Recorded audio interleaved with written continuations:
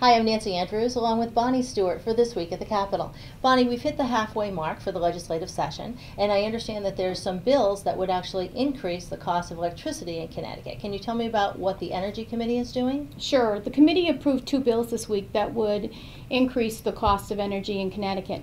One of them was a generator's tax that would clearly be passed along to consumers and is extremely problematic.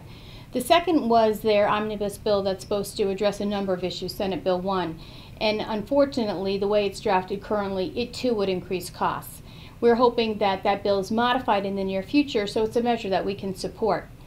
In that bill, there was also a measure we're quite interested in concerning the merger of the Department of Environmental Protection and the Department of Public Utility Control.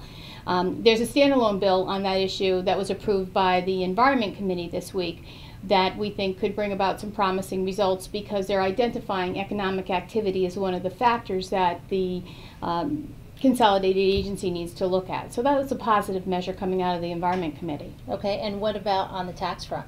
On the tax front, unfortunately, we had a bad measure heard in the Finance Committee this week that would require disclosure of certain tax return information by Connecticut companies. And that's extremely problematic because it definitely has a negative impact on a company's competitiveness. And that's exactly what the Department of Economic and Community Development, DECD's commissioner, said, as well as Governor Malloy's secretary of OPM. So we're hoping that measure just stops right where it is. In addition to that, the Finance Committee is actually going to have another hearing this coming week where they'll hear a measure we're greatly interested in seeing move forward, which would clarify the standard of proof in tax cases. Extremely important to know what the rules are, and this would help clarify that situation.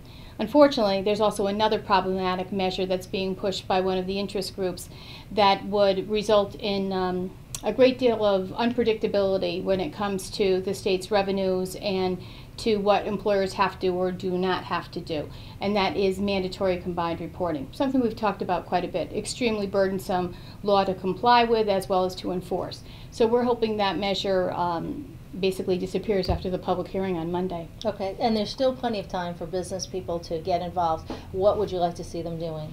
I think one of the things we're interested in seeing is actually people speak up on spending. We've had a lot of our members contact us saying we'd like to see state spending reduced further. We'd like to see the state become more efficient. And there are several things that can be done that have been identified in particular by the Regional Institute for the 21st Century. In particular, things that we can do in the corrections area to reduce the rate of recidivism and help streamline processes there. So we're going to write about that in this week's Government Affairs Report. And we'd encourage people to read that article and communicate with their legislators because there's a lot that can be done to improve our current system. That's a plus.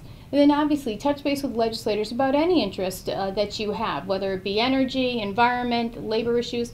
Communicating with legislators is extremely important because they actually welcome that, and if they're better informed about your concerns, they're better able to meet your needs. So contact your legislator. Okay, thanks so much, Bonnie. Thank you.